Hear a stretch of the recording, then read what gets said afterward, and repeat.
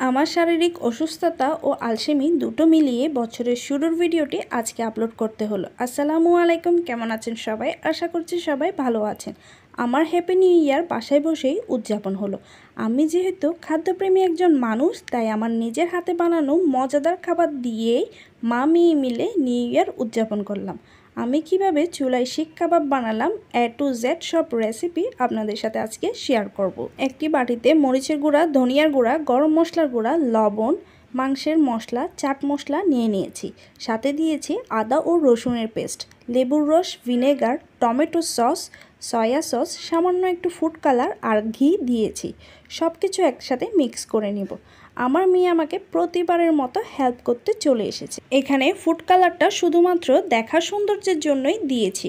Mixing করা শেষ হলে এখানে দিয়ে দিচ্ছি মুরগির মাংস একটু বড় বড় টুকরো করে নেওয়া।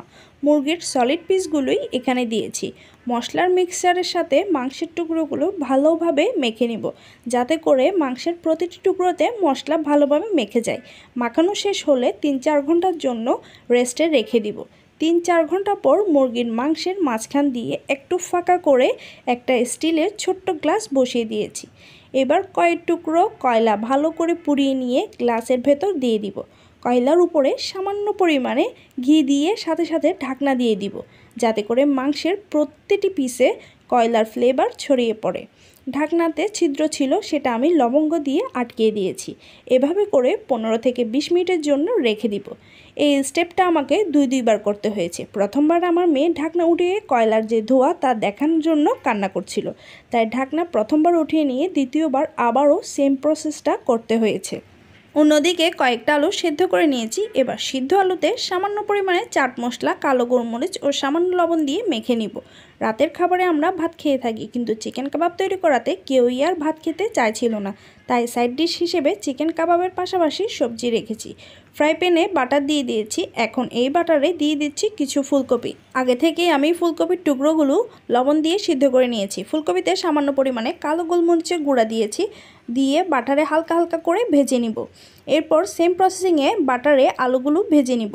আজকের ব্লগটি একটু লং হয়েছে, কম বেশি সব কিছু শেয়ার করার চেষ্টা করেছি, তাই এবার একটি শিকে একে একে মাংসের পিসগুলো ঢুকিয়ে নেব। এরপর চুলার আঁচটা একদম হাইতে রেখে চিকেন শিক কাবাবগুলো এপাশ ওপাশ করে উল্টিয়ে আগুনে পুড়িয়ে তৈরি করে নিব।